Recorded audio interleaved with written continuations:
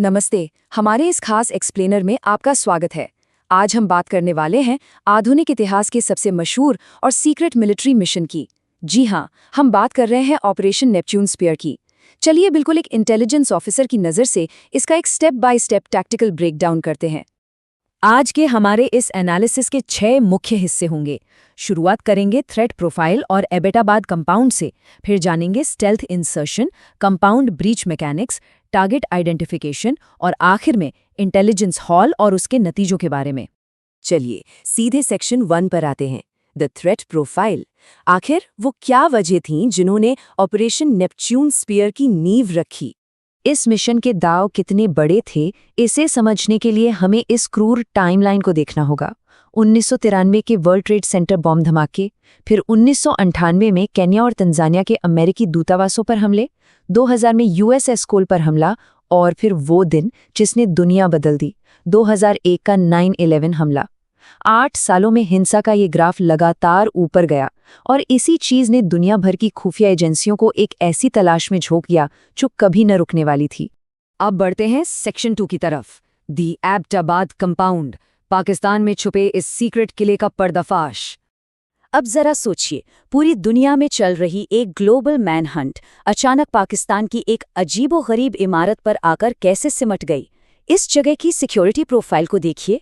आम घरों के उलट यहाँ 10 से 18 फीट ऊंची दीवारें थीं। बालकनी पूरी तरह से 7 फीट ऊंची दीवारों से कवर्ड थी ताकि कोई अंदर झांक न सके। ये लोग अपना कूड़ा भी बाहर नहीं फेंकते थे बल्कि अंदर ही जला देते थे। और सबसे बड़ी बात, ये जगह बिल्कुल अलग थलग थी, लेकिन पाकिस्तान मिलिट्री एकेडमी से सिर्फ 1 किलोमीटर दूर। इसी चीज़ ने इंटेलिजेंस की रडार पर इसे एक हाई वैल्यू सेफ हाउस के तौर पर मार्क कर दिया। लेकिन यहाँ तक पहुँचना कोई रातों रात का काम नहीं था। इसके लिए असीम धैर्य की जरूरत थी। ग्वांटानामो बे की पूछताछ में एक अहम नाम सामने आया, अबू अहमद अल कुवैती, जो एक कुरियर था। सीआईए ने इसे ट्रैक किया और 2010 में पूरे 5 महीने तक एबटाबाद में निगरानी रखी। उन्होंने एक अजीब पैटर्न नोटिस किया। ये कुरियर कभी भी मेन बिल्डिंग के अंदर नहीं जाता था। इसका सीधा मतलब था कि अंदर कोई बहुत बड़ा वीआईपी मौजूद है। इस बात को कंफर्म करने के लिए डॉक्टर शकील अफरीदी के जरिए एक फर्जी वैक्सीनेशन ड्राइव तक चलाई गई। मतलब बिना लोकल सरकार को बताए कंफर्मेशन निकालने के लिए हर मुमकिन तरीका अपनाया गया।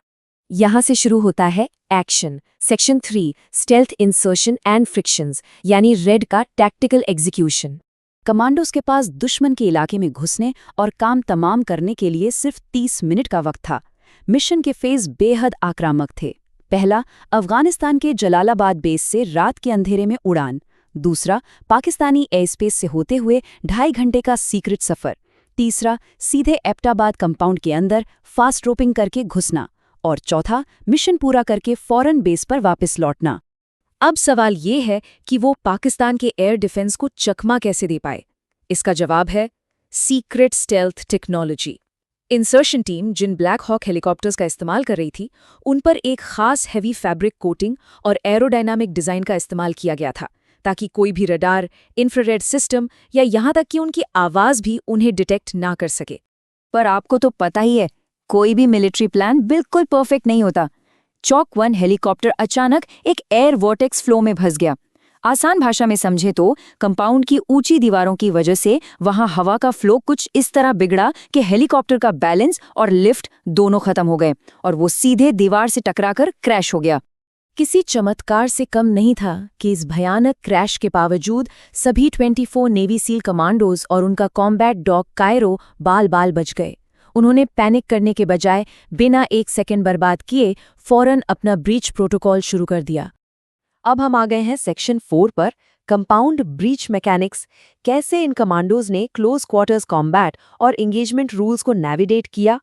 सोचिए, एक क्रैश हुए हेलीकॉप्टर से निकलकर सीधे room by room clearance. SEALs ने तुरंत पूरे कंपाउंड की बिजली काट दी ताकि उन्हें अपने नाइट विजन का पूरा फायदा मिल सके।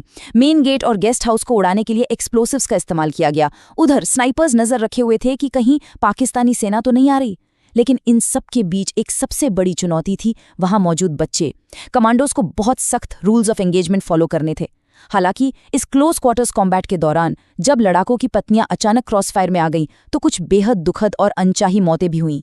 टेंशन सिर्फ उस कंपाउंड में ही नहीं थी, एक बहुत बड़े जियोपॉलिटिकल टकराव का खतरा मंडरा रहा था। इसीलिए जलालाबाद में 79 बैकअप कमांडोज पूरी तरह से स्टैंड बाय पर थे। अगर पाकिस्तानी सेना को भनक लग जाती और वो रेड टीम पर हमला कर देते तो ये बैकअप टीम एक फुल स्केल वॉर जैसी स्थिति को संभालने के लिए तैयार थी। Section 5 target identification. ग्राउंड और फर्स्ट फ्लोर के बाद अब बारी थी सेकंड फ्लोर पर फाइनल एनकाउंटर की।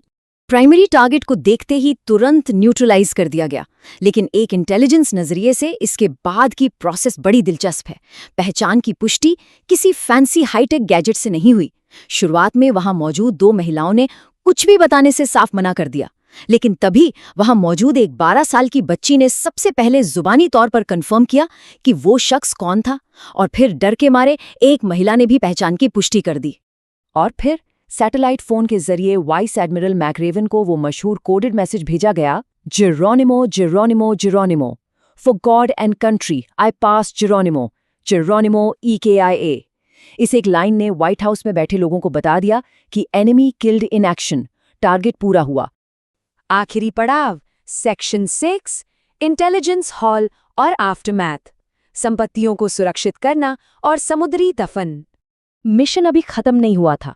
सेल्स ने इंटेलिजेंस इकट्ठा करने के लिए साइट पर 10 मिनट का एक्स्ट्रा टाइम मांगा, और जो उनके हाथ लगा वो होश उड़ाने वाला था।